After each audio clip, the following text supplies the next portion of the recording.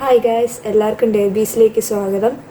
അപ്പോൾ നമ്മൾ ഇത്രയും നാൾ ഫ്ലട്ടറിൽ തന്നെ UI അതുപോലെ നമ്മുടെ API എന്നുള്ള ഡേറ്റയും ഒക്കെയാണ് ഡിസ്പ്ലേ ചെയ്തുകൊണ്ടിരുന്നത്. ഓക്കെ, അപ്പം ഇന്ന് തൊട്ട് നമ്മൾ പതിയെ ബാക്കെൻഡിലോട്ട് കിടക്കുക. ഓക്കെ, നമ്മൾ മെയിനായിട്ട് ഇവിടെ ബാക്കെൻഡായിട്ട് നമ്മുടെ കോഴ്സിന് യൂസ് ചെയ്യാൻ പോകുന്നത് ഫയർബേസ് ആണ്.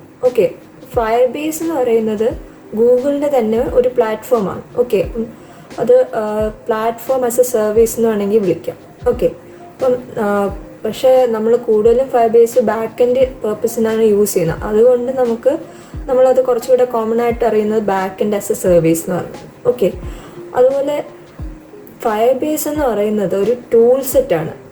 അപ്പോൾ അത് 3 കാര്യങ്ങൾക്കാണ് യൂസ് ചെയ്യുന്നത്. അതായത് ഒന്ന് ബിൽഡ് ചെയ്യാൻ, ഓക്കെ, പിന്നെ ഇംപ്രൂവ് ചെയ്യാൻ, പിന്നെ ഗ്രോത്ത്. അപ്പോൾ ഈ 3 കാര്യം ഒരു ആപ്ലിക്കേഷൻ ഡെവലപ്പ് ചെയ്യാൻ വേണ്ടിയാണ് ഈ ഫയർബേസ് യൂസ് ചെയ്യുന്നത്. ഓക്കെ, അപ്പം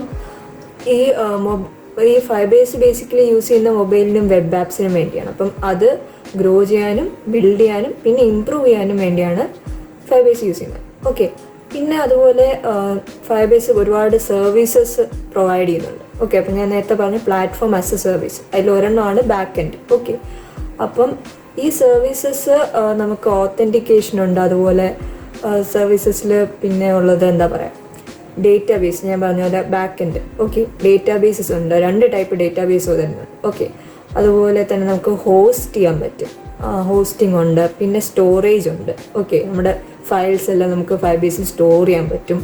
അതുപോലെ നമുക്ക് വേറെയും കുറേ, അതായത് മെഷീൻ ലേണിംഗ് ആയിട്ട് നമുക്ക് ഇപ്പം എന്തെങ്കിലും ഇൻ്റഗ്രേറ്റ് ചെയ്യാവുന്ന ആപ്പിലോട്ട് അതും നമുക്ക് ഫയർബേസ് വെച്ചിട്ട് ചെയ്യാൻ പറ്റും.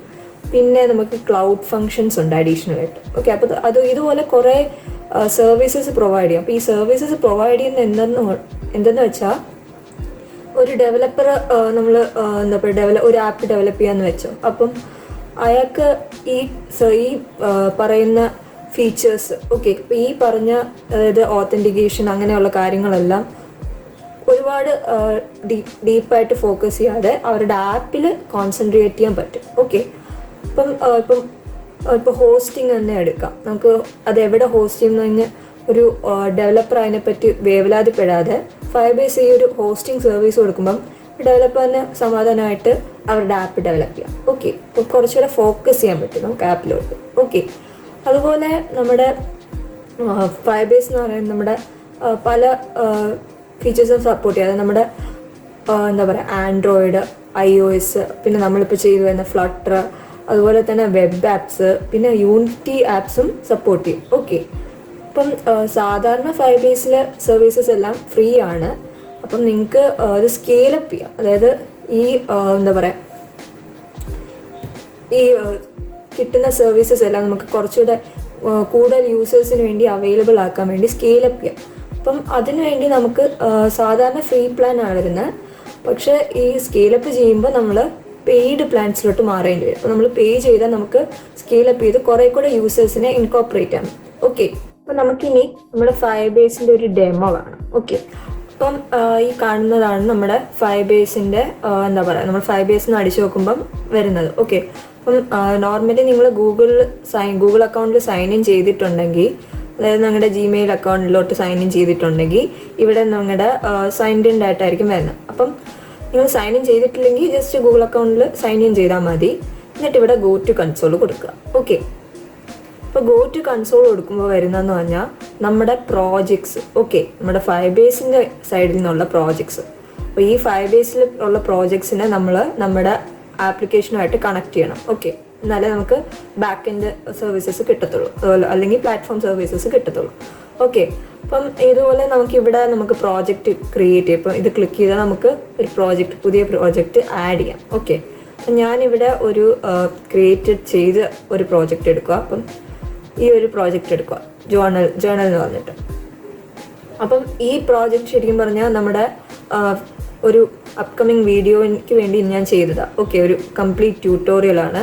അപ്പം അത് ഒരു 4 പാർട്ടായിട്ട് നമ്മൾ പല ദിവസങ്ങളായിട്ട് പബ്ലിഷ് ചെയ്യുന്നതായിരിക്കും. ഓക്കെ, അപ്പം നിങ്ങളിത് ഈ ട്യൂട്ടോറിയൽ തീർച്ചയായും കാണാം. അപ്പം ഞാൻ ജസ്റ്റ് ഇതിലുള്ള സർവീസസ് കാണിക്കാം. ഓക്കെ, അപ്പം ഇവിടെ നമുക്ക് എല്ലാം കാണാൻ പറ്റും. അപ്പം ഈ ബിൽഡ് സെക്ഷനിൽ വന്നാൽ നമുക്ക് ഇതിൻ്റെ എന്താ സർവീസസ് കുറേ എണ്ണം കാണാം. ഇപ്പോൾ ഓത്തൻറ്റിക്കേഷൻ ഉണ്ട്, ഡേറ്റാബേസ് തന്നെ 2 ടൈപ്പ് ഉണ്ട്, അതുപോലെ പല പല ഫീച്ചേഴ്സ് ഉണ്ട്. ഓക്കെ, അപ്പം ഇതെല്ലാം നമുക്ക് ആഡ് ചെയ്യാം. പിന്നെ നമ്മൾ ഏതൊരു ആപ്പും എന്താ ഇതിലോട്ട് ഫയർബേസിലോട്ട് കണക്ട് ചെയ്യുമ്പം നമ്മളിവിടെ ആഡ് ആപ്പ് കൊടുത്തിട്ട് ആ ആപ്പിൻ്റെ ഡീറ്റെയിൽസ് ഇപ്പോൾ ഫയർബേസുമായിട്ട് കോൺഫിഗർ ചെയ്യാൻ വേണ്ടി ഇതിൽ തന്നെ പറയും. ഓക്കെ, ഇപ്പോൾ ഞാൻ ആഡ് ആപ്പ് കൊടുക്കുകയാണെങ്കിൽ നമുക്ക് കണ്ടോ ഇത്രയും ഫ്ലട്ടർ, അതുപോലെ യൂണിറ്റി, അങ്ങനെ പല പല ആപ്സ് നമുക്ക് ആഡ് ചെയ്യാനുള്ള ഓപ്പർച്യൂണിറ്റി ഉണ്ട്. ഓക്കെ, അപ്പോൾ ഇവിടെ ജസ്റ്റ് ആഡ് ചെയ്താൽ മതി. അപ്പം ഇപ്പോൾ ഒരു ആപ്പ് ആഡ് ചെയ്യുവാണെങ്കിൽ അതിൻ്റെ ഇൻസ്ട്രക്ഷൻസ് മൊത്തം ആഡ് ചെയ്യുമ്പം ഉള്ള ഫയർബേസിൽ തന്നെ പറയാം എന്തൊക്കെയാണ് വേണ്ടത്, എന്തൊക്കെയാണ് ചെയ്യേണ്ടത്. ഓക്കെ, അപ്പം ഇതാണ് നിങ്ങളുടെ പ്രോജക്റ്റിൻ്റെ ഓവർവ്യൂ. ഓക്കെ, ഫയർബേസ് പ്രോജക്റ്റിൻ്റെ ഓവർവ്യൂ. ഓക്കെ, അപ്പോൾ അതുപോലെ നമുക്ക് പല ഫീച്ചേഴ്സ് ഉണ്ട്. ഇപ്പോൾ സ്റ്റോറേജ് എന്ന് പറഞ്ഞ ഫീച്ചറുണ്ട്. ഇതൊന്നും നമ്മൾ സ്റ്റാർട്ട് ചെയ്തിട്ടില്ലെങ്കിൽ അവർ ജസ്റ്റ് ഇങ്ങനെ വെറുതെ കാണത്തേ ഉള്ളൂ. ഓക്കെ, നമ്മൾ സ്റ്റോറേജ് എന്ന് സ്റ്റാർട്ട് ചെയ്യുവാണെങ്കിൽ നമുക്ക് നമ്മുടെ ഡേറ്റ സ്റ്റോർ ചെയ്യാനുള്ള ഫീച്ചർ കിട്ടും. ഓക്കെ, അപ്പോൾ എല്ലാവർക്കും വീഡിയോ ഇഷ്ടപ്പെട്ടെന്ന് വിചാരിക്കുന്നു. അതുപോലെ നിങ്ങൾക്ക് ഫയർബേസിനെ പറ്റി ജനറലായിട്ടൊരു ഐഡിയയും കിട്ടിയെന്ന് വിചാരിക്കുന്നു. അപ്പം ഞങ്ങൾ ഒരു ഫയർബേസിൻ്റെ തന്നെ ഒരു കംപ്ലീറ്റ് പ്രോജക്റ്റ് ട്യൂട്ടോറിയൽ ചെയ്യുന്നുണ്ട്. ഓക്കെ, അപ്പോൾ അതിൻ്റെ വീഡിയോസ് വരും ദിവസങ്ങളിൽ നമ്മൾ പബ്ലിഷ് ചെയ്യുന്നതായിരിക്കും. ഓക്കെ, അപ്പോൾ അത് മിസ് ചെയ്യാതിരിക്കാൻ നിങ്ങൾ തീർച്ചയായും സബ്സ്ക്രൈബ് ചെയ്യുക. ഓക്കെ, അപ്പം ഈ പ്രോജക്റ്റ് നിങ്ങൾക്ക് ഫോളോ എല്ലാം ചെയ്യാവുന്ന ഒരു പേജിലാണ് ഞാൻ എക്സ്പ്ലെയിൻ ചെയ്യുന്നത്.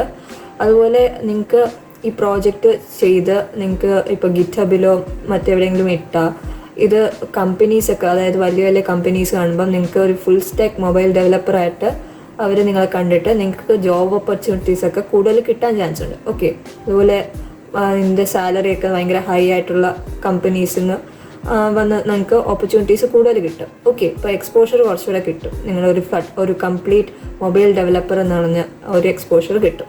ഓക്കെ, അപ്പം നിങ്ങൾ ഈ വരും ദിവസങ്ങളിലുള്ള വീഡിയോസ് തീർച്ചയായും കാണുക. അപ്പോൾ അത് മിസ് ചെയ്യാതിരിക്കാൻ തീർച്ചയായും സബ്സ്ക്രൈബ് ചെയ്യുക. ഓക്കെ, അപ്പോൾ എല്ലാവർക്കും നന്ദി. ബൈ.